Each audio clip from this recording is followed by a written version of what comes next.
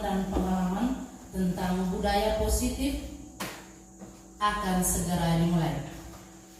Yang terhormat Bapak Kepala SMPN 1 Bu Awai Satap, yang terhormat Bapak Wakil Kepala Sekolah yang sempat hadir pada kesempatan ini, yang saya hormati rekan-rekan guru dan pegawai SMPN 1 Bu Awai Satap, yang saya hormati pula rekan-rekan calon guru penggerak Angkatan 9 dari SMPN 1 Bu Awai Satap. Selamat pagi dan salam sejahtera untuk kita semua. Baik, pada tempat yang pertama, sebagai insan yang beriman, patutlah kita mengaturkan puji dan syukur kehadirat Tuhan yang Maha Pengasih dan Penyayang, karena atas penyertaan, bimbingan serta penyelenggaraannya, maka pada pagi yang indah dan ceria ini kita semua dapat berkumpul bersama di tempat ini guna melaksanakan kegiatan diseminasi atau sosialisasi tentang budaya positif dalam keadaan sehat walafiat.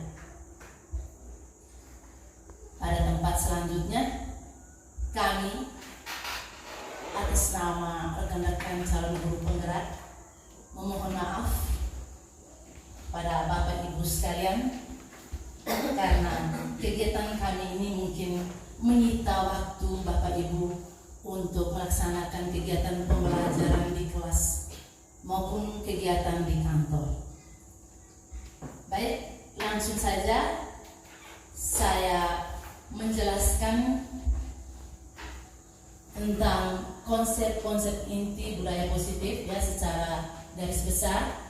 Konsep-konsep inti yang akan kami sampaikan ini sebenarnya disampaikan oleh masing-masing CGP untuk hari-hari yang sendiri ya. Tapi karena di sini di SMPN Satap ini kami ada 4 CGP, jadi untuk tidak menyita banyak waktu, kami adakan kegiatan ini dalam 1 hari. Ya. Kegiatan ini ya untuk menyebarkan konsep-konsep inti budaya positif, kami sebarkan atau kami bagi peran ya untuk keempat CGP. Yang pertama, untuk materi kebutuhan dasar manusia dan motivasi perilaku manusia akan dipaparkan oleh rekan saya Ibu Dwi Putri. Kemudian perubahan paradigma belajar, disiplin positif dan nilai-nilai kebajikan akan disampaikan oleh Ibu Restin. Posisi kontrol oleh Ibu Betty. Keyakinan kelas oleh saya sendiri. Dan segitiga restitusi, karena kebetulan kemarin Ibu Restin mengambil judul aksi nyata tentang segitiga restitusi, maka Ibu Restin yang membawakan materi ini. Ya, judul aksi saya tentang keyakinan kelas, maka saya membawakan materi tentang keyakinan kelas. Baik, langsung saja untuk mempersingkat waktu, saya langsung memberikan kesempatan Ibu Restin untuk memimpin kita dalam doa sebelum kegiatan kita berjalan. Ibu Restin, saya silakan.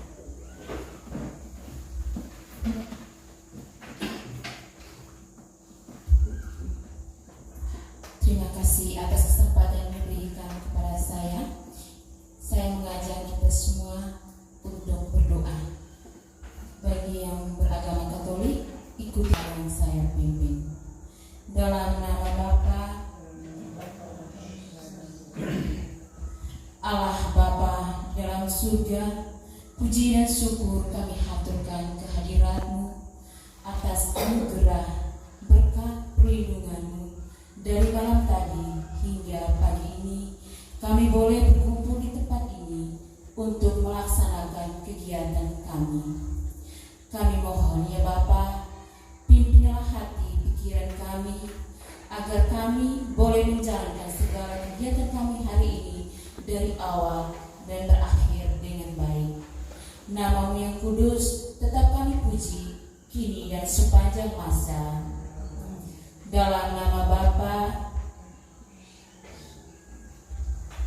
Baik, terima kasih untuk Ibu Restu yang telah memimpin kita dalam doa.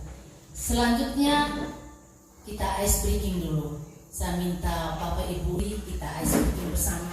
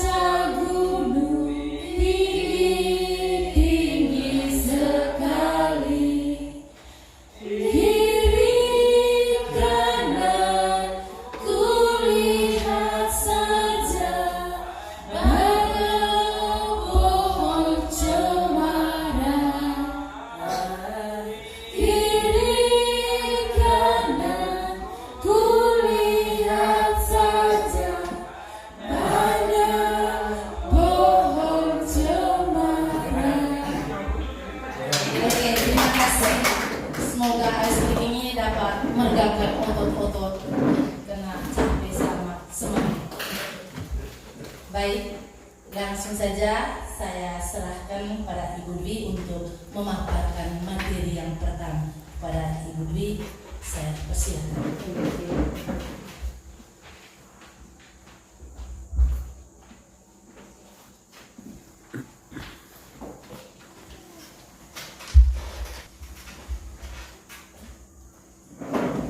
Baik, terima kasih atas kesempatannya. Saya ingin menyapa Bapak Ibu guru di sini. Bapak Ibu guru hebat ya. Untuk yang pertama, kalau saya bilang selamat pagi Ibu, Bapak Ibu guru bilang pagi luar biasa. Itu ya. Baik. Selamat pagi. Pagi luar biasa. Baik. Untuk yang pertama, saya ingin menanyakan kabar dulu. Apa kabar hari ini Bapak Guru hebat? Baik. Tidak bersemangat.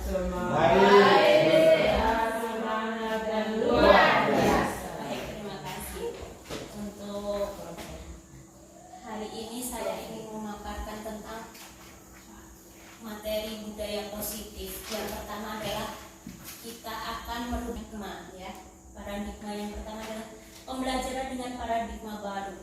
Di sini pembelajaran dengan paradigma baru merupakan pembelajaran yang dirancang berdasarkan prinsip pembelajaran berdifferensiasi sehingga para peserta didik belajar sesuai dengan kebutuhannya berdasarkan tahap perkembangan sesuai teori psikologi modern untuk mewujudkan profil belajar Pancasila.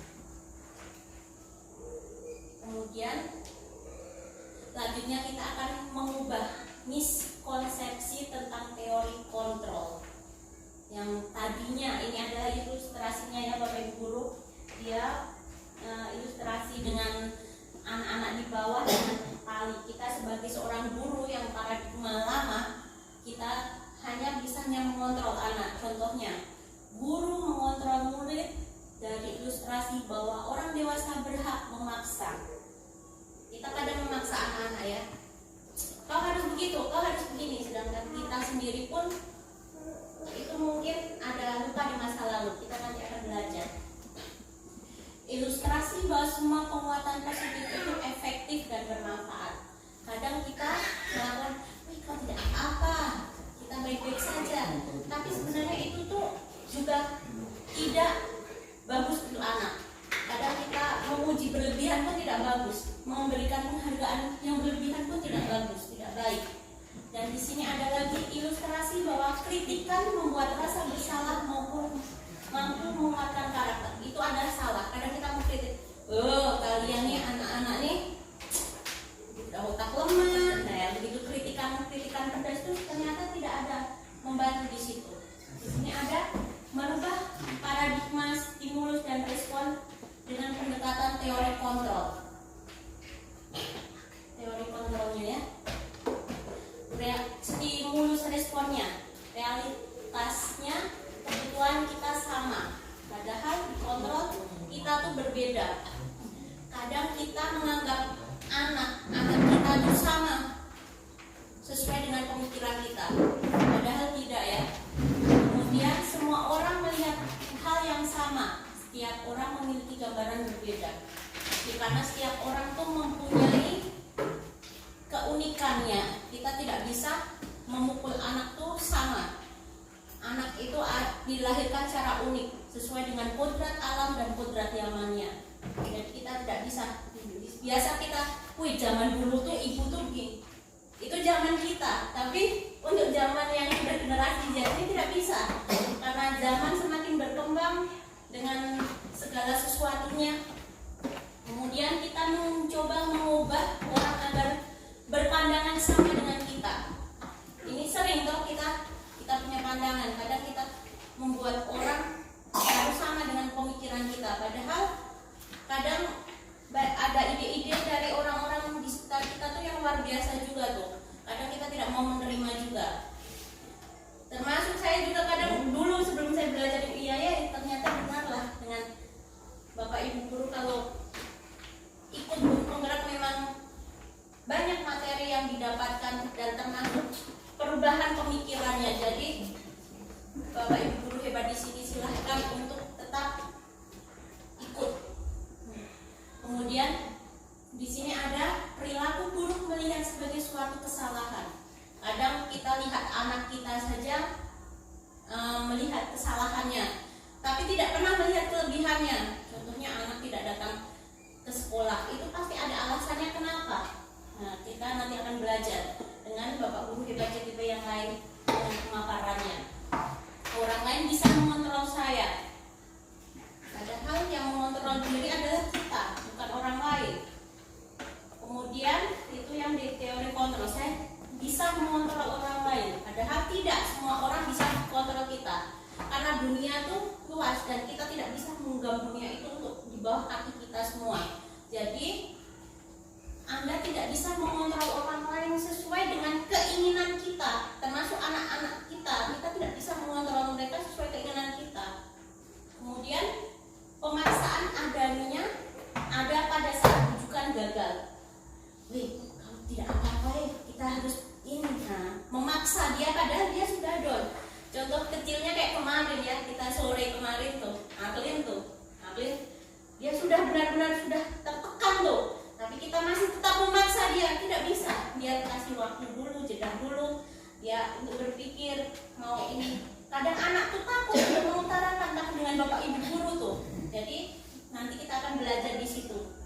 Kemudian kolaborasi dan konsekuensi ciptaan ada pilihan baru. Kita adalah ada itu. Model berpikir menang dan kalah. Nah, kita berharap menang dan kalah. Padahal jangan dulu model berpikir menang-menangan, itu juga tidak bisa ya. Di sini ada disiplin positif akan dipaparkan dengan Ibu Restin.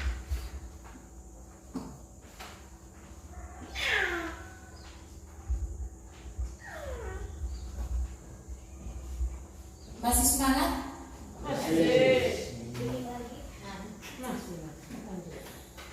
Baik, terima kasih. Saya akan memaparkan materi mengenai disiplin positif. Nah, disiplin positif berasal dari kata disiplina yang artinya belajar. Disiplin mengacu pada disiplin diri yang memiliki tanggung jawab terhadap apa yang dilakukannya berdasarkan nilai-nilai keyakinan. Nah, disiplin positif merupakan salah satu cara penerapan disiplin yang bertujuan untuk menumbuhkan kesadaran serta memperdayakan peserta didik tanpa imbalan, penghargaan atau reward, ancaman atau hukuman. Nah, sebagai seorang pendidik, tujuan kita adalah menciptakan peserta didik yang memiliki disiplin diri yang positif sehingga mereka berperilaku mengacu kepada nilai-nilai kebajikan universal dan memiliki motivasi intrinsik dalam perubahan perilaku ke arah yang lebih baik. Jadi, Bapak Ibu, kalau omong mengenai disiplin positif, artinya tidak ada motivasi dari luar, harus ada motivasi dari dalam diri kita atau dari dalam diri siswa, atau yang disebut dengan motivasi internal.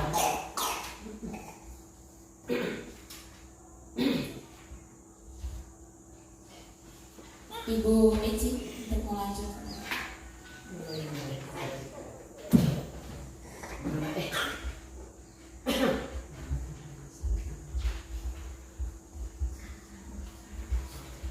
Baik, terima kasih. Selanjutnya saya akan memaparkan materi tentang nilai-nilai kebajikan universal. Nilai-nilai kebajikan merupakan nilai yang disepakati bersama terlepas dari suku, bangsa, agama, bahasa, dan golongan maupun latar belakangnya. Jadi di sini kita tidak membeda-bedakan sesama kita. Yang viralnya disebut SARA, ya, tidak ada perbedaan di antara kita. Nilai-nilai kebajikan itu ada dari 6 institusi atau organisasi. Yang pertama, profil pelajar Pancasila. Bapak Ibu pasti tahu ada 6 dimensi profil pelajar Pancasila. Bapak Ibu masih ingat? Apa saja dimensi profil pelajar Pancasila? Yang pertama, beriman yang bertakwa pada Tuhan Yang Maha Esa.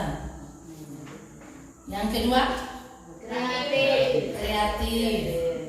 Yang berikut, gotong royong, berkebinekaan global, bernalar kritis, mandiri. Iya, terima kasih.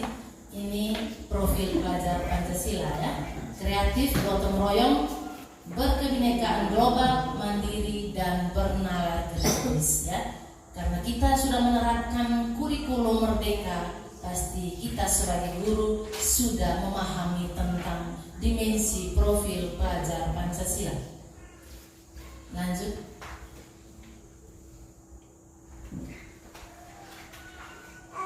Yang berikut, primary years program, ya. Sikap murid diantaranya, ya, ini yang termasuk nilai-nilai kebajikan, ya, yaitu toleransi, rasa hormat, integritas, mandiri, menghargai, antusias, empati, keingintahuan, kreativitas, kerjasama, percaya diri, dan komitmen. Ya, itu termasuk nilai-nilai kebajikan yang harus dimiliki oleh siswa. Kita guru juga tentu memiliki nilai-nilai kebajikan. Berikut ada 9 pilar karakter, ya. Yang pertama, cinta Tuhan dan segenap ciptaannya. Yang kedua, kemandirian dan tanggung jawab. Yang berikut, kejujuran atau amanah atau diplomatis, hormat dan santun, dermawan, suka menolong dan gotong royong, percaya diri, kreatif dan bekerja keras, kepemimpinan dan keadilan, baik dan rendah hati, toleransi, kedamaian dan kesatuan. Ya, Bapak Ibu, 9 pilar ini harus dimiliki oleh kita, ya. Berawal dari nilai-nilai kebajikan. Sebagai guru, ketika kita menerapkan pembelajaran terhadap siswa, ingat, ya, selain posisi kontrol kita sebagai guru, kita harus ingat nilai-nilai kebajikan yang harus kita miliki. Tentu Bapak Ibu sudah memilikinya.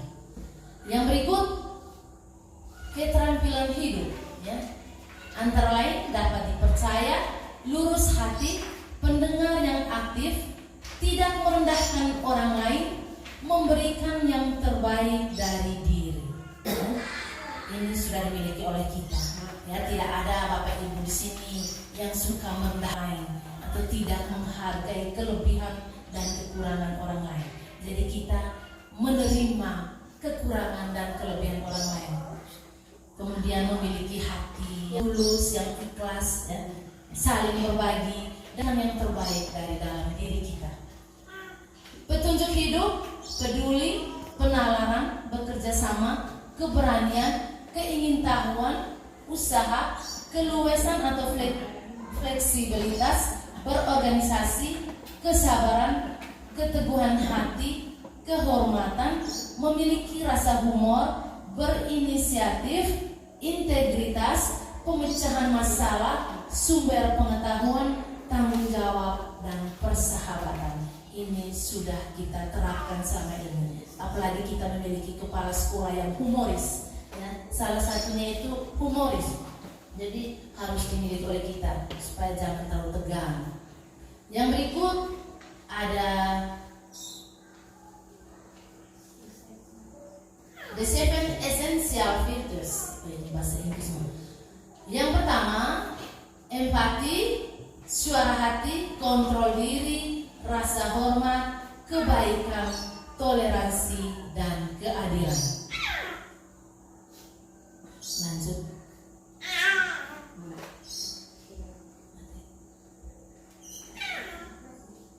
Ya, kita lanjut proyek nilai-nilai kebajikan.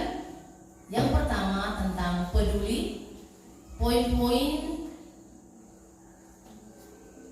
Ya, peduli, keterus-terangan, kebersihan, komitmen, belas kasih, percaya diri, bertujuan, tenggang rasa, dan gotong royong, rajin, keberanian, santun, kreatif, semangat, dermawan, kejujuran, harga diri, rendah hati, integritas, kebahagiaan, keadilan, baik hati, kesetiaan, berprinsip, bersahaja, keteraturan, kedamaian, dan keteguhan hati.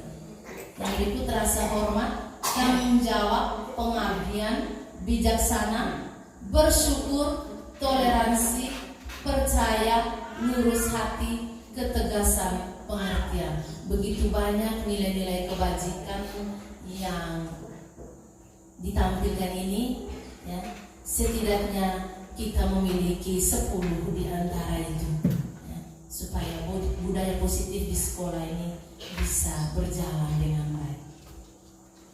Terima kasih. Selanjutnya saya serahkan pada Ibu Dwi untuk memaparkan materi tentang kebutuhan dasar manusia.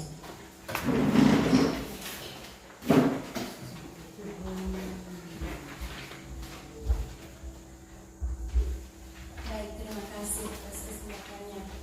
Masih semangat Bapak Ibu guru hebat? Baik, kita lanjut ya. Di sini ada kebutuhan dasar manusia. Kebutuhan dasar manusia adalah segala sesuatu yang kita lakukan untuk mendapatkan apa yang kita inginkan. Dari seluruh tindakan yang kita lakukan pasti memiliki tujuan tertentu. Dan semua usaha terbaik yang kita lakukan adalah dalam rangka agar kebutuhan dasar kita terpenuhi dengan baik. 5 kebutuhan dasar manusia adalah yang pertama bertahan hidup, kemudian kebebasan, ada kasih sayang dan rasa diterima, kesenangan dan penguasaan. Bertahan hidup adalah survival ya. Kita bertahan hidup itu contohnya apa saja Bapak Ibu? Bapak Ibu makan pasti, makan, rumah, minum. Kemudian kasih sayang. Kasih sayang ini ada rasa diterima, dipedulikan, bekerja sama dalam kelompok. Nah, kemudian penguasaan, harga diri, keinginan untuk dianggap, memimpin, berprestasi, diakui dan didengar. Kebebasan, mandiri, memiliki pilihan mencoba yang baru, mampu mengendalikan arah dirinya, kesenangan, bermain humor, antusiasme, tertawa. Jadi 5 kebutuhan ini harus terpenuhi oleh kita dan anak-anak kita. Jika salah satu kebutuhan ini tidak terpenuhi, pasti ada salah satu perilaku yang akan nampak dan muncul. Contohnya di kasih sayang atau di bertahan hidup. Maka kita, anak-anak kita sarapan pagi saja jarang, akhirnya mereka berperilaku ambil mangga di hutan. Itu adalah salah satu bertahan hidup mereka, kebutuhannya tidak terpenuhi. Kasih sayang, contohnya mereka buat aneh-aneh yang kita sering lihat anak-anak itu kan aneh-aneh tuh. Nah, berarti kebutuhan kasih sayang mereka tidak terpenuhi. Mereka merasa nyaman melihat bapak ibu guru dan membuat tingkah laku yang aneh-aneh itu karena merasa ingin diterima, dipedulikan, seperti itu.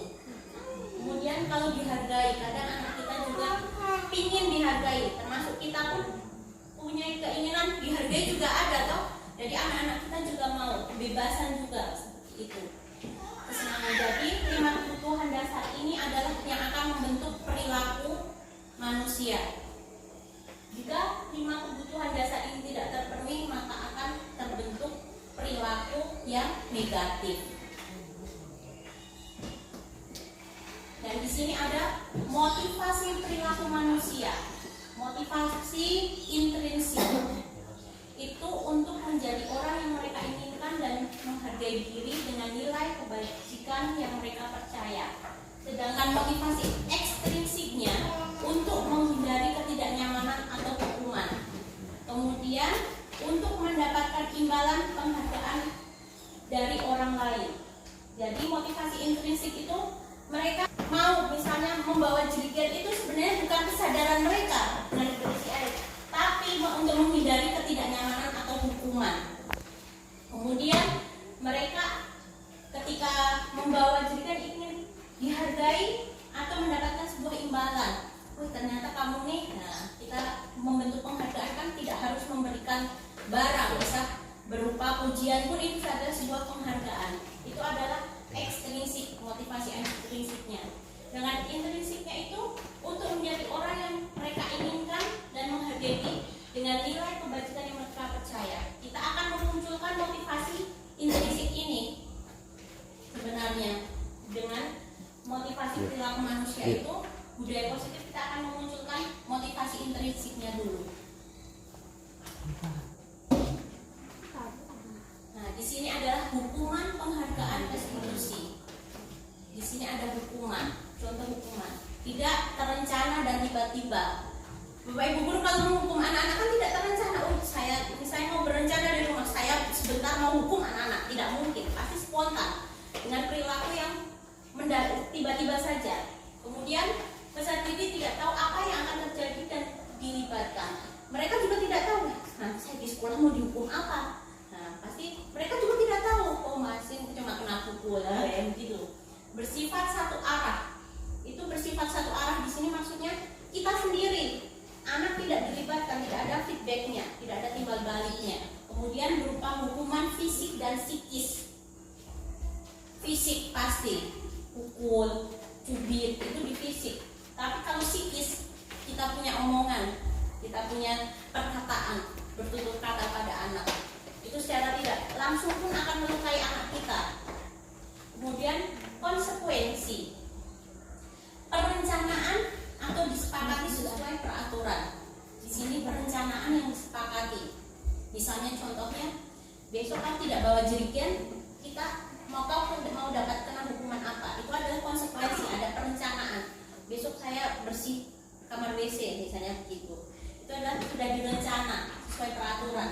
Atau kita sudah membuat peraturan-peraturan itu sesuai dengan peraturan atau keyakinan yang sudah dibuat seperti itu ya. Murid tetap dibuat tidak nyaman. Biarpun beda dengan hukuman, konsekuensi juga dibuat tidak nyaman. Karena dia juga terpaksa, bukan yang benar-benar dari dalam diri. Kemudian sikap guru selalu memonitor peserta didik. Jadi dicek, sudah kerja belum? Nah, dicek seperti itu. Itu adalah memonitor. Sedangkan restitusi, ini adalah yang proses menciptakan kondisi bagi peserta didik untuk memperbaiki kesalahan. Kita akan memperbaiki kesalahannya, bukan menghakimi mereka dengan hukuman atau konsekuensi. Kita tidak akan memberikan itu. Kemudian proses kolaborasi yang mengajarkan peserta didik untuk mencari solusi sendiri. Mencari solusi sendiri. Bukan kita yang memberikan solusi, tapi peserta didik diajar atau dituntun. Kita menuntut peserta didik itu untuk mencari solusi-solusi menurut dia yang bisa dia lakukan, dia jalankan, seperti itu. Dan untuk selanjutnya, untuk 5 posisi kontrol guru akan dipaparkan oleh rekan saya, Ibu Betty.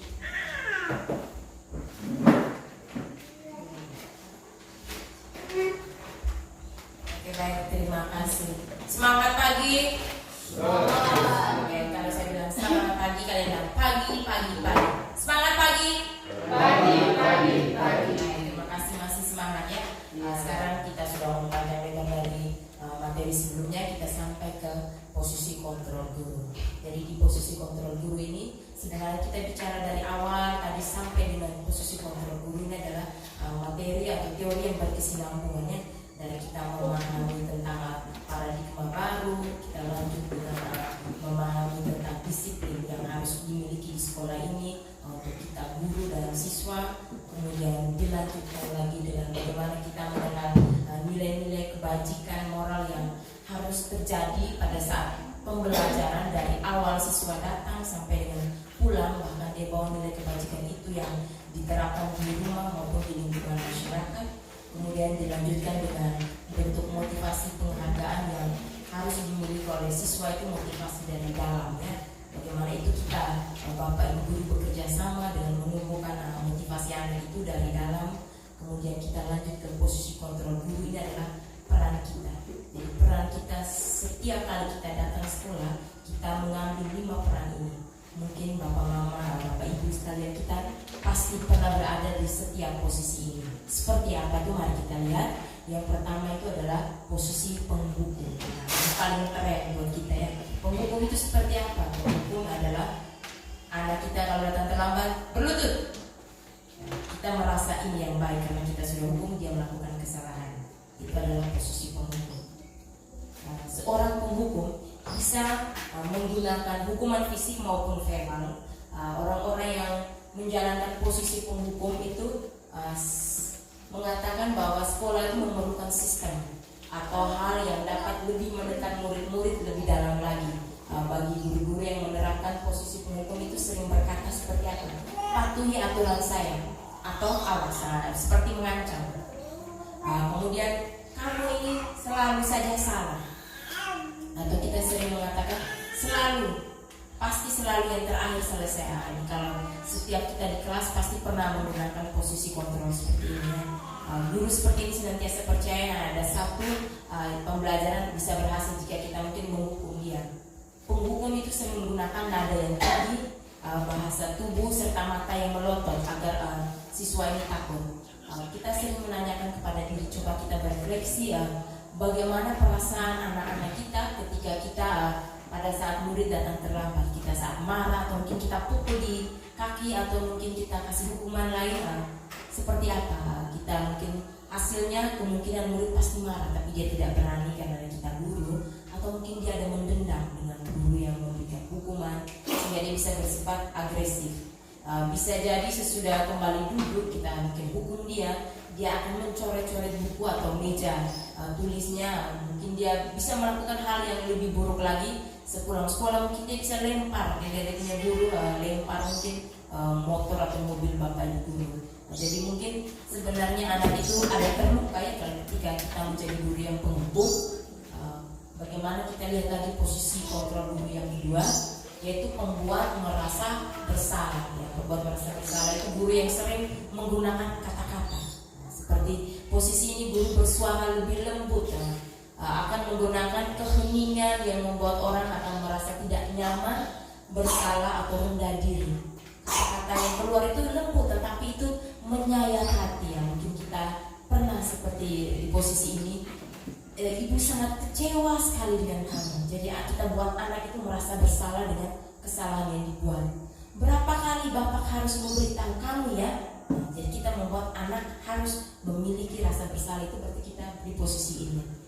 Gimana coba? Jadi kita kemudian hasilnya itu seperti apa jika siswa sudah berada pada posisi yang kita buat dia bersalah, maka hasilnya murid akan merasa bersalah. Itu kita senang jika dia merasa bersalah ya, bersalah dan telah mengecewakan bapak ibu gurunya.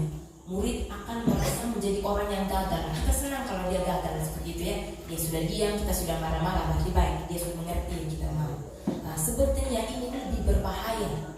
Justru ini sikap yang berbahaya kalau kita buat anak seperti itu ya. Dia secara emosi akan tertanam rapat di dalam hatinya, dia memiliki perasaan gagal. Namun dia tidak bisa ungkapkan itu, di mana murid bisa menumpahkan amarahnya dengan cara negatif sebenarnya.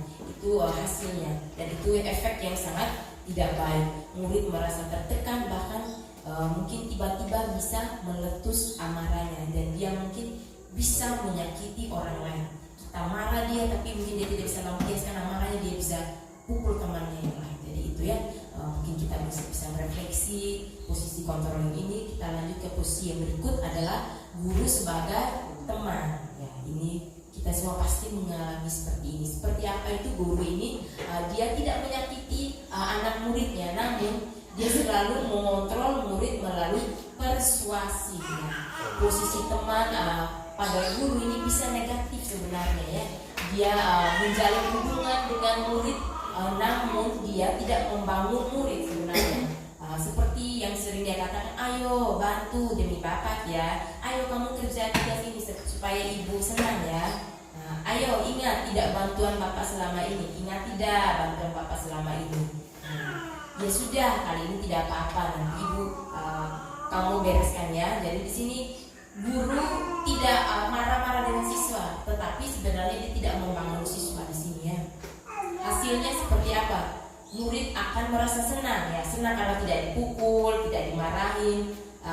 Ini termasuk dampak yang positif, dia menjalin keakraban dengan guru. Hanya saja di sisi negatif, murid menjadi tergantung sekali dengan guru. Dia tidak kerja PR, tidak apa, biar nanti dan kali. Tapi sebenarnya itu tidak membangun guru ya, nanti membangun siswa. Jadi di sini dia merasa bisa mengandalkan guru tersebut untuk membantunya. Akibat lain dari posisi teman adalah hanya akan berbuat sesuatu yang jika guru meminta atau menyuruh. Jadi di sini siswa tidak memiliki motivasi intrinsik ya. Dia hanya mau buat sesuatu yang baik kalau diminta gurunya. Oke, kita ke posisi yang berikut adalah guru sebagai pemantau. Ya, jadi di sini bagaimana kita mengenal posisi guru yang ini adalah memantau, berarti mengawasi. Ya, pada saat ini untuk mengawasi kita ingin agar anak didik kita memiliki sikap yang bertanggung jawab dengan resiko dan konsekuensi. Sebagai seseorang yang memiliki sikap memantau, yaitu contohnya seperti apa? Kita membimbing anak agar mengingat tentang peraturan sekolah atau tata tertib. Contohnya peraturannya apa? Jadi kita membimbing anak di sini. Apa saja yang telah kamu lakukan ketika anak melakukan kesalahan, kita memantau, kemudian kita mengajak anak untuk bisa berefleksi. Sanksi atau kondisinya seperti apa? Jadi ini bentuk contoh-contoh kalimatnya. Bagaimana perasaan murid ketika kita menjadi guru yang pemantau? Murid memahami konsekuensi yang harus dijalankan karena telah melanggar salah satu peraturan sekolah. Jadi di sini kita bersifat memantau, kita tidak memberi hukuman, tapi kita mengarahkan atau membimbing anak. Murid tidak merasa berbuat salah, namun dia tidak nyaman ketika tinggal di kelas atau istirahat mengerjakan tugas. Kita mengajak anak untuk melihat kembali kesalahannya. Kemudian di sini anak harus belajar untuk bertanggung jawab atas kesalahannya, seperti itu. Kemudian kita berada di posisi manajer ya. Ini jadi posisi pada level yang paling atas. Guru sebagai manajer, yaitu guru mempersilakan murid untuk mempertanggungjawabkan perilakunya. Bahkan kita mengajar anak untuk mencari solusi atas permasalahannya. Jadi ini adalah posisi guru yang sangat diharapkan oleh budaya positif agar kita semua bisa mengambil peran guru sebagai manajer, yaitu bagaimana, seperti apa contoh kalimatnya, apa yang kita yakini. Jadi kita mengajar anak untuk mengingat kembali keyakinan atau nilai-nilai kebajikan yang seharusnya dia lakukan namun dilupakan. Apakah kamu meyakininya? Kita mengajak anak untuk berefleksi, dan jika kamu meyakininya, apakah kamu bersedia memperbaikinya? Dan jika kamu memperbaiki ini, ini menunjukkan apa tentang kamu. Jadi kita mengajar anak untuk dia merefleksikan dirinya, dia mencari masalah dan bahkan dia bisa menemukan solusinya.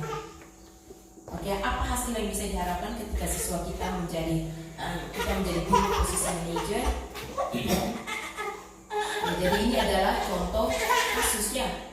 Kasus misalnya di sini ada guru dengan Adi. Adi, apakah kamu mengetahui jam berapa sekolah dimulai? Ketika siswa kita terlambat, ya, kita bisa melakukan posisi ini. Kita panggil siswa yang paling terlambat di sini, ya, Adi. Di sini dia bilang, tahu Pak, jam 7. Oke, kamu terlambat. Kira-kira bagaimana kamu memperbaiki masalah ini? Kita mengajak anak untuk berefleksi. Saya bisa menanyakan teman saya untuk mengerjakan tugas yang tertinggal, ya. Jadi di sini dia lupa tugasnya, ya. Itu bisa dilakukan. Apakah besok akan ada masalah jika kamu tidak ke sekolah? Tidak bisa hadir tepat waktu, ya. Jadi di sini kita mengajak anak untuk juga bertanggung jawab atas perbuatannya. Baik, saya hargai usahamu untuk memperbaiki diri. Jadi di sini kita mengajak anak untuk menemukan solusi sendiri atas kesalahannya. Oke, jadi sepanjang ini kita sangat mengharapkan agar kita menjadi guru pada posisi manajer. Ya, di sini lagi kita lihat murid sudah mengetahui adanya suatu masalah. Jadi di sini kita mengajak anak untuk mengenal masalah dan ketika masalah itu terjadi, guru bisa mengambil posisi pemantau untuk melihat konsekuensi dan peraturannya. Namun pada posisi manajer, guru akan mengembalikan tanggung jawab pada murid untuk mencari jalan keluar permasalahannya, namun dengan bimbingan guru. Jadi kita sangat diharapkan untuk berada pada posisi 4 dan 5. Guru sebagai pemantau mengajar anak untuk melihat permasalahannya, dan guru sebagai manajer kita mengajar anak untuk merefleksi kesalahannya dan melihat apa yang bisa diperbaikinya. Sebentar dulu. Contoh penerapan 5 posisi kontrol guru pada kasus siswa tidak memakai atribut lengkap. Kita melihat bagaimana kita bisa menerapkan ini jika ada kasus siswa kita yang tidak memakai atribut lengkap. Sebagai teman, contohnya kita panggil anak kita mungkin sering bicara seperti ini. Ayo dong ikuti aturan sekolah, tolong bantu ibu atau bapak ya, sekali ini saja ya. Ya sudah, tidak apa-apa, lain kali jangan sampai berbuat seperti ini lagi. Kalau kita berada di posisi teman. Bagaimana kalau kita berada di posisi pemantau? Oke? Kita panggil dia, kemudian kita tanya, kamu sudah melanggar peraturan sekolah, kamu tahu konsekuensinya? Setelah upacara, kamu akan beli atribut di koperasi dan jangan diulangi lagi. Jadi di sini kita mengajak anak untuk melihat kesalahan dan kita mengajak anak untuk konsekuensinya, dia tahu apa. Contoh penerapan berikut, ada kasus siswa tidak memakai atribut sekolah. Apakah kamu tahu kesalahanmu? Kira-kira bagaimana kamu memperbaiki kesalahanmu? Ini sebagai manajer. Jadi kita mengajak anak untuk melihat kesalahannya. Kemudian kita ajak dia untuk mencari solusi atas masalahnya. Jadi kami sangat mengharapkan agar kita semua di sini mengambil posisi pemantau dan manajer ketika siswa melakukan kesalahan. Posisi kontrol apakah aku? Ya, mari semua Bapak Ibu kita bisa berefleksi. Kita sekarang atau lebih sering pada posisi kontrol apa? Saya kecewa sekali dengan kamu. Kira-kira ini kita berada pada posisi apa kalau kita sudah sering bicara ini seperti ini? Saya kecewa sekali dengan kamu. Ini kita berada di posisi apa? Membuat merasa bersalah. Oke. Kamu tidak pernah benar melakukannya. Sebenarnya kamu tidak ingin melakukannya. Itu pada posisi apa, Bapak Ibu? Sama. Apa rencanamu untuk menyelesaikan masalah ini? Coba. Sebagai manajer ya. Jadi ini yang harus sering kita ucapkan ya. Ayolah lakukan demi Bapak Ibu ya. Ini posisi apa? Teman ya. Jadi yang harus kita lakukan adalah kamu tidak pernah mendapatkan nilai jika tidak mengerjakan tugas ini. Posisi apa ya?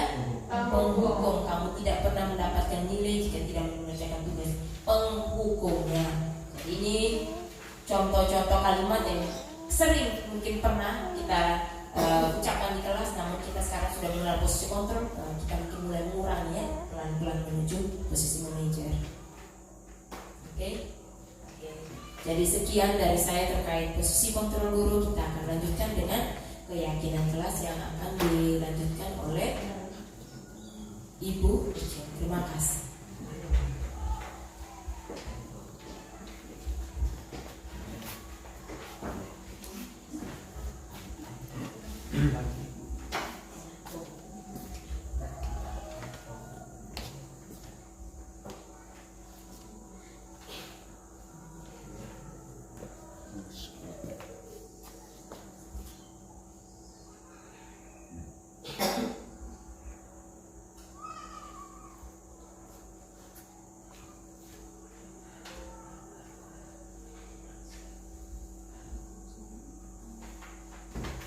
Baik, terima kasih. Selanjutnya saya akan memaparkan materi tentang keyakinan kelas. Keyakinan kelas adalah nilai-nilai kebajikan universal yang diyakini oleh warga kelas untuk menumbuhkan motivasi internal dan budaya positif di kelas. Jadi, Bapak Ibu, sebelum kita memulai pelajaran, masing-masing harus membuat keyakinan kelas. Ya, kalau ada keyakinan kelas, pasti suasana belajarnya itu aman dan nyaman. Keyakinan kelas merupakan aturan atau norma yang dibuat oleh guru dan siswa bersama-sama untuk menciptakan lingkungan belajar yang kondusif. Pernyataan keyakinan kelas senantiasa dibuat dalam bentuk positif dan hendaknya tidak terlalu banyak sehingga mudah diingat dan dipahami oleh semua warga kelas. Jadi Bapak Ibu, keyakinan kelas itu bukan hanya guru yang buat atau siswa yang buat, tapi kita buat secara bersama-sama di dalam kelas. Bukan hanya keyakinan kelas, kita juga harus punya keyakinan sekolah. Kalau keyakinan sekolah berarti dibuat oleh semua warga sekolah. Kalau keyakinan kelas berarti itu dibuat khusus di dalam kelas, ya, pada saat kita melakukan pembelajaran di kelas. Wali kelas juga bisa buat keyakinan kelas, ya, supaya itu konsisten, permanen, ya. Tapi perlu diganti, misalnya 3 bulan sekali atau 1 semester diganti lagi keyakinan yang baru, atau setahun sekali, tergantung kesepakatan bersama. Jadi keyakinan kelas itu dibuat, ya, yang pertama-tama itu berdasarkan peraturan yang diturunkan. Ada perbedaan peraturan dengan keyakinan. Kalau peraturan berarti aturan itu dibuat, ya, tanpa kesepakatan, langsung diturunkan. Misalnya kita punya peraturan sekolah, ya, kita punya peraturan sekolah itu tanpa basa-basi, tanpa kesepakatan bersama rekan-rekan, langsung ada, oh, peraturan sekolah yang pertama, semua siswa wajib menggunakan seragam sekolah, misalnya. Dilarang merokok, dilarang menggunakan narkoba, itu diturunkan langsung. Jadi bisa saja dilanggar, bisa saja tidak. Kemudian dari peraturan kita turunkan lagi ke keyakinan. Peraturan itu menggunakan kalimat-kalimat negatif, ya Bapak Ibu. Contoh peraturan tadi, dilarang membuang sampah sembarangan. Kemudian kalau keyakinan kelas diubah lagi menjadi kalimat positif. Misalnya, buanglah sampah pada tempatnya. Ya. Yang berikut contoh lain, seperti di situ hadir tepat waktu. Kemudian tidak tampak seperti, berarti terlambat. Itu contohnya. Kemudian yang berikut, tampak seperti peduli dengan orang lain, tidak tampak seperti tidak menghargai orang lain. Kemudian ada tabel Y, terlihat, terdengar, dan berperilaku. Terlihat berarti yang bisa kita lihat, ya, yang terlihat. Misalnya dia tersenyum, ya, bersikap ramah terhadap sesama, selalu bertegur sapa dengan sesama. Terdengar, misalnya, selamat pagi Bu, permisi Bu, saya lewat. Maaf Bu, saya sudah melakukan kesalahan. Terima kasih Bu, ya, itu yang terdengar. Kemudian berperilaku, berarti tingkah laku yang dibuat, ya, misalnya selalu mengganggu teman, ya, atau menghargai orang lain dan sebagainya. Lanjut. Kemudian di sini ada perbedaan peraturan dan keyakinan kelas. Ya. Yang pertama, selalu kembalikan buku ke tempatnya. Kalau keyakinan kelas misalnya menyimpan buku pada tempatnya. Nilai kebajikan itu tanggung jawab. Yang kedua, dilarang mengganggu orang lain. Keyakinan kelas itu menghormati orang lain. Hadir di sekolah 15 menit sebelum pembelajaran dimulai. Keyakinan kelasnya itu menghormati orang lain atau berkomitmen. Dilarang melakukan kekerasan. Ya. Nilai kebajikan atau keyakinan kelas itu keselamatan, ya, menghormati orang lain. Dilarang menggunakan narkoba. Kemudian keyakinan kelas itu kesehatan. Bergantian atau menunggu giliran. Keyakinan kelas itu menghormati orang lain dan bersahabat. Gunakan masker. Keyakinan kelas itu kesehatan dan keselamatan. Dan yang terakhir, jangan berlari di kelas atau koridor. Keyakinan kelas itu keselamatan dan keamanan. Yang berikut ini keyakinan kelas yang saya buat bersama teman-teman, bersama siswa kelas 8A kemarin.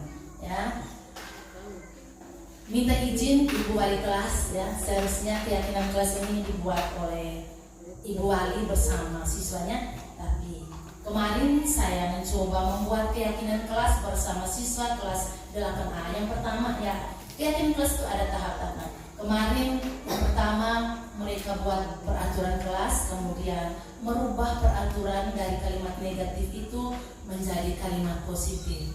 Juga mereka buat tentang nilai-nilai kebajikan, dan yang terakhir tabel T dan tabel E.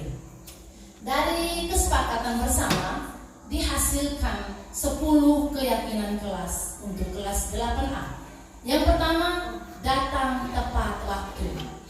Yang kedua, berdoa sebelum dan sesudah melaksanakan pembelajaran. Yang ketiga, membuang sampah pada tempatnya.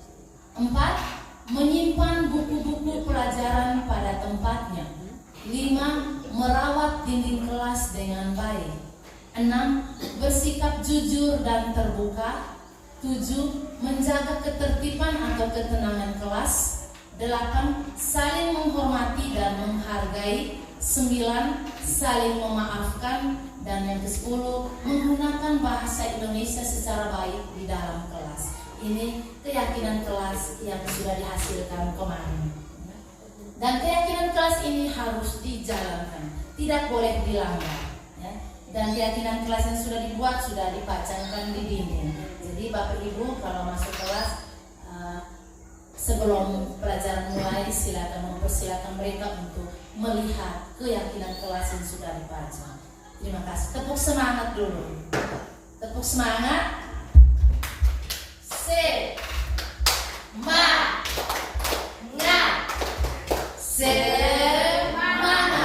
Iya, waktu selanjutnya saya serahkan ke Ibu Resti untuk memaparkan materi yang terakhir. Baik, terima kasih. Sebelumnya kita tepuk semangat. Perhatikan, ini tepuk 5 ya. Kiri 2 kali, ke kanan 2 kali, 1 ke atas. Ayo kita mulai. Tepuk 5.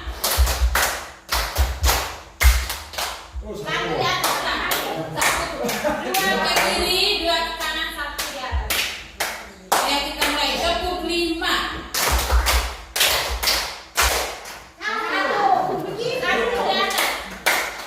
Ayo ulangi sekali lagi, ini belum konsentrasi.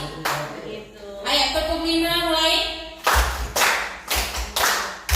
Atas. Ya, terima kasih. Jadi saya akan memaparkan materi segitiga restitusi. Ini berkaitan dengan keyakinan kelas. Apabila keyakinan kelas dilanggar, kita akan menerapkan segitiga restitusi. Nah, segitiga restitusi itu proses menciptakan kondisi bagi murid untuk memperbaiki kesalahan mereka sehingga mereka kembali pada kelompok mereka dengan karakter yang lebih kuat.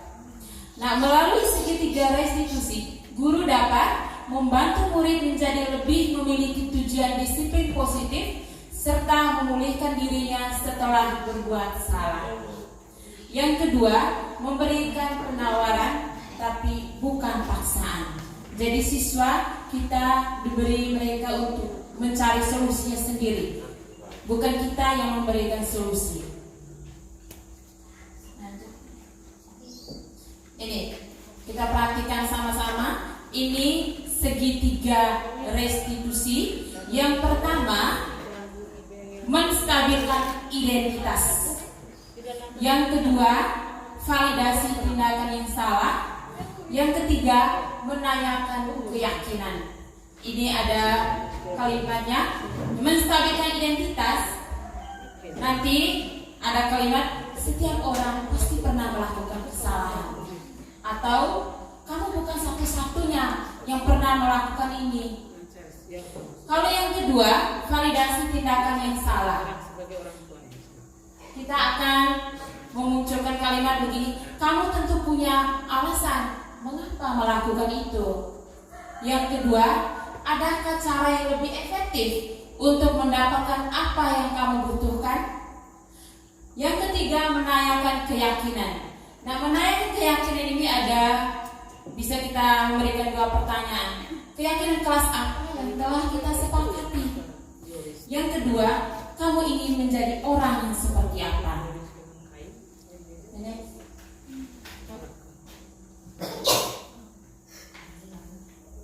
Ini agak gelap ya. Ini tahapan-tahapannya. Yang pertama, menstabilkan identitas. Nah, tahapan ini bertujuan untuk mengubah identitas anak dari yang gagal karena melakukan kesalahan menjadi orang yang sukses. Jadi anak yang melanggar peraturan ini karena sedang mencari perhatian. Contoh, kalau anak yang ribut di dalam kelas, mungkin ada kebutuhan yang belum terpenuhi. Ini ada pertanyaan. Ini nanti kita melakukan segitiga restitusi itu. Nanti ada mencoba ini, berbuat salah itu tidak apa-apa. Atau yang kedua, tidak ada manusia yang sempurna. Yang ketiga, saya juga pernah melakukan kesalahan seperti itu. Yang keempat, kita bisa menyelesaikan ini. Yang kelima, bapak atau ibu tidak tertarik mencari siapa yang salah, tapi bapak ingin mencari solusi dari permasalahan ini. Yang berikut, kamu berhak merasa begitu. Itu kalimat-kalimat di dalam menstabilkan identitas. Yang kedua, tahapan yang kedua, validasi tindakan yang salah. Nah, tahapan ini bertujuan untuk memenuhi kebutuhan dasar. Tadi beberapa rekan sudah menjelaskan contoh siswa mungkin yang sering memetik mangga di belakang. Itu kebutuhan dasar apa kira-kira Bapak Ibu yang belum terpenuhi? Kebutuhan apa? Bertahan hidup ya. Itu kebutuhan bertahan hidup. Jadi menurut dari kontrol, semua tindakan manusia, baik atau buruk, pasti memiliki maksud atau tujuan tertentu. Ini pada tahap segitiga restitusi, nanti kita akan memunculkan pertanyaan. Padahal kamu bisa melakukan yang lebih buruk dari ini ya. Contoh anak yang berkelahi ya. Contoh yang kedua, kamu pasti punya alasan mengapa melakukan hal itu. Yang ketiga, kamu patut bangga pada dirimu sendiri karena kamu telah melindungi sesuatu yang lebih penting buatmu. Tahap yang ketiga, menanyakan keyakinan. Ini menanyakan keyakinan kelas. Teori kontrol ini menyatakan bahwa kita pada dasarnya termotivasi secara internal. Jadi motivasi dari dalam diri siswa, bukan dari guru atau dari orang lain. Nanti kita menanyakan kepada siswa apa yang kita percaya sebagai kelas atau keluarga, atau apa nilai-nilai umum yang telah kita sepakati, atau yang keyakinan kelas apa yang kita telah sepakati. Yang ketiga, apa bayangan kita tentang kelas yang ideal. Yang keempat, kamu mau jadi orang yang seperti apa. Itu beberapa kalimat yang akan kita tanyakan kepada siswa. Ini contoh kasus. Mari, ini ibu minta ini satu dari rekan-rekan bisa membacakan. Begini. Tolong baca kasus yang ada kita.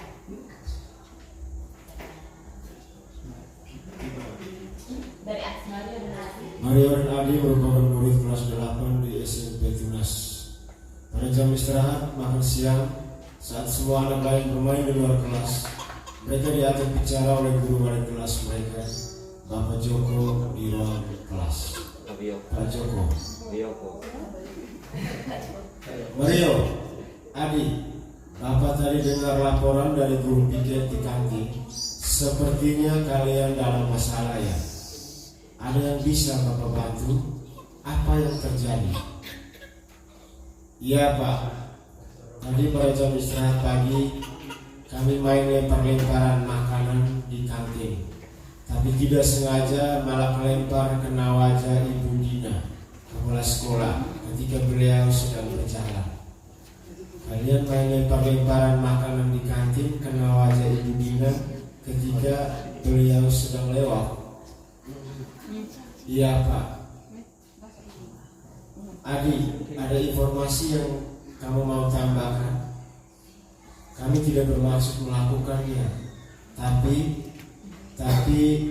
kami tidak sengaja. Apakah kalian tahu kalau kalian berada dalam masalah sekarang? Iya. Baiklah. Bapak di sini bukan untuk mencari siapa yang salah. Bapak di sini untuk mencari penyelesaian sama-sama. Berpikir sama-sama tentang apa yang bisa kita lakukan untuk memperbaiki situasi ini. Kalian pasti melakukan itu ada alasannya.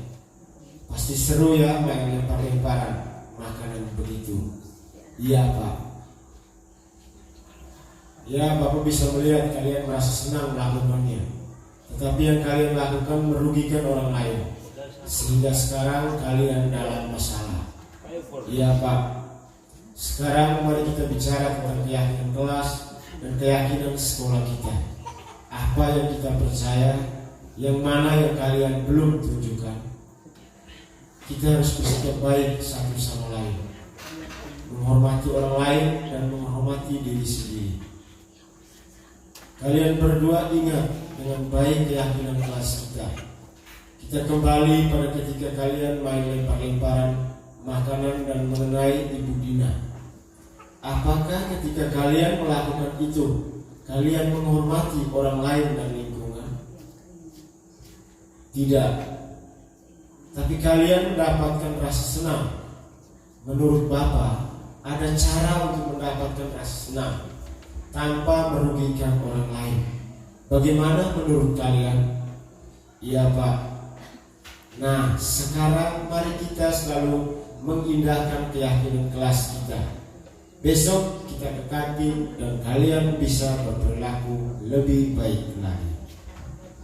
Ya, terima kasih untuk Pak Jimmy yang sudah bersedia untuk membacakan. Ya, ini contoh kasus dalam penerapan segitiga restitusi. Jadi Bapak Ibu guru, kalau keyakinan kelas kalau dilanggar, maka kita bisa menerapkan segitiga restitusi ini.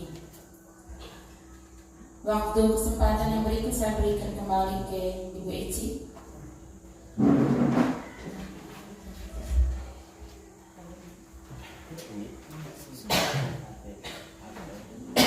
Baik, terima kasih. Demikian pemaparan tentang konsep-konsep inti budaya positif yang akan kita terapkan di sekolah. Karena di sekolah ini perlu diterapkan budaya positif agar terciptanya disiplin positif dan terciptanya lingkungan belajar yang aman, nyaman, dan kondusif. Sebelum saya menutup kegiatan ini, saya perlu bertanya kepada Bapak Ibu ya sebagai refleksi. Karena dalam setiap kegiatan Bapak Ibu juga dalam kegiatan pembelajaran di kelas pasti berakhir dengan evaluasi atau refleksi. Jadi saya ingin bertanya, kira-kira pelajaran apa yang Bapak Ibu dapatkan pada hari ini? Saya minta pada Bapak Kepala Sekolah untuk bisa membantu menjawab. Baik, terima kasih teman-teman. Saya mengucapkan terima kasih banyak kepada CGP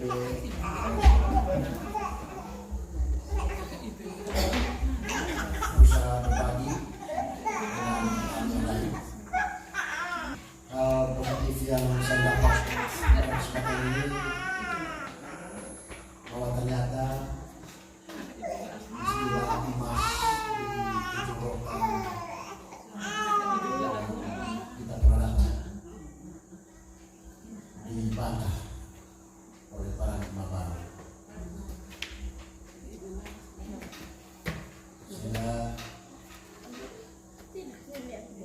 sekarang kita berbicara tentang hukuman dan lain sebagainya. Ini dari mulai itu harus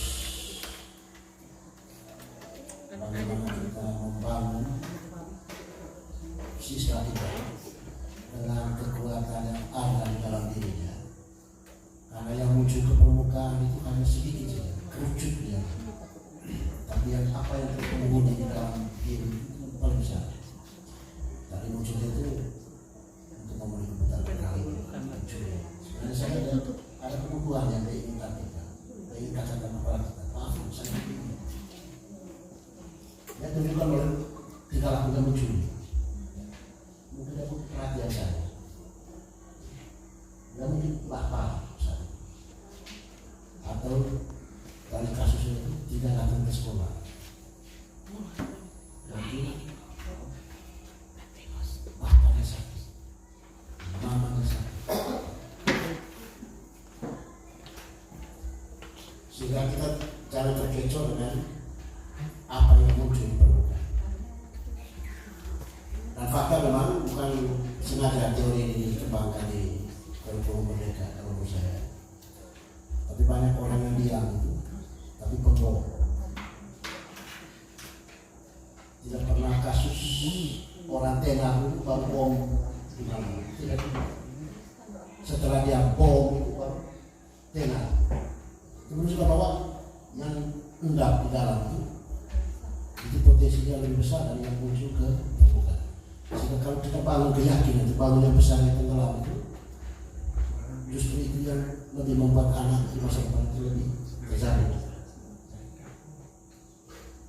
Lalu hal berikut, terima kasih juga kepada rekan Permap dan Bapak Ibu Guru yang sudah bersedia hadir untuk bersama CGP. Saya punya kerinduan kalau memang bisa 4 CGP ini bersama wali kelas coba bangun itu kesepakatan kelas. Kalau memang mau tidak mau, suka tidak suka, untuk fungsi kontrol anak itu basicnya itu keyakinan. Kita tidak bisa menasihati anak tanpa sebuah keyakinan. Kalau sudah punya keyakinan, kita arahkan anak itu pada keyakinan. Dan terakhir, untuk penjelasan Bapak Ibu CGP, saya minta diterima ini sebagai perubahan paradigma. Kalau memang benar kita nanti kalau ikuti di program ini, kita tidak harga diri sama sekali. Kita dicuci habis. Ternyata yang selama ini kita buat usaha. Dan anehnya justru ini pemikiran kita dari negara, tapi berkembangnya di Eropa. Sekarang baru Indonesia berkembang dari Eropa bawa ke Indonesia. Budi pekerti itu ajaran kita dari negara. Sehingga beda ketika Eropa menerapkan pemikiran kita dari negara. Ketika lihat sampah tanpa ada aturan, tanpa ada yang perintah, orang Eropa langsung ambil sampah. Waktu kegiatan internasional apa Jakarta itu, kita lihat orang Jepang ada sampah, orang Indonesia ada banyak di situ. Tapi orang Jepang datang ambil sampah. Itu kalau hidup di atas keyakinan, bukan atas aturan. Kalau demikian, kalau memang keyakinan ini kita bangun, keyakinan kelas kita bangun, keyakinan sekolah kita bangun, sehingga kita tinggalkan aturan dengan berbagai hambatan yang kita menghadapi. Oleh karena itu, saya tantang ke Pak JKP supaya kalau bisa aturan di sekolah diganti ke yang positif menjadi keyakinan sekolah. Sekian dan Baik, mari kita berikan tepuk tangan untuk Bapak Kepala Sekolah. Terima kasih untuk Bapak Kepala Sekolah yang mewakili teman-teman memberikan refleksi untuk kita semua. Ya, semoga apa yang sudah Bapak paparkan tadi dapat bermanfaat bagi kita semua sebagai guru maupun tenaga kependidikan atau pegawai dalam menerapkan disiplin positif di sekolah. Mari kita bangun kolaborasi secara bersama-sama agar terwujudnya budaya positif di sekolah. Baik, sebelum kita menutup kegiatan kita dengan doa, saya minta Bapak Ibu untuk berdiri. Ya. Mari kita tepuk salut dulu. Tepuk salut. Salut, salut. Salut, salut. Salut. Baik, terima kasih. Untuk orang Mari kita tutup kegiatan kita dengan doa. Saya diri sendiri. Betty untuk menutup kita dengan doa.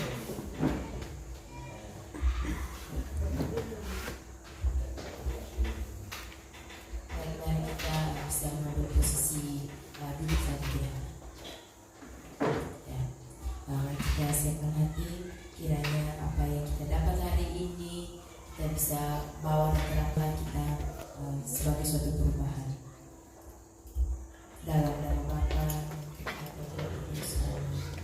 Tuhan Allah Tritunggal Maha Kudus, kami mengucap syukur atas peristiwa yang terjadi hari ini. Engkau berikan kami suatu perubahan baru dalam hidup kami. Tuntunlah kami dengan Roh Kudus-Mu agar kami bisa menjalankan profesi kami dengan baik nanti setelah menerima paradigma baru ini. Bantu dan tuntun kami agar bisa menerapkan bersama dengan anak murid beserta didik kami. Kiranya semua boleh berjalan menuju yang lebih baik demi kemuliaan nama-Mu kini dan sepanjang masa. Amin. Dalam nama Bapa dan Roh Kudus. Selamat pagi, terima kasih.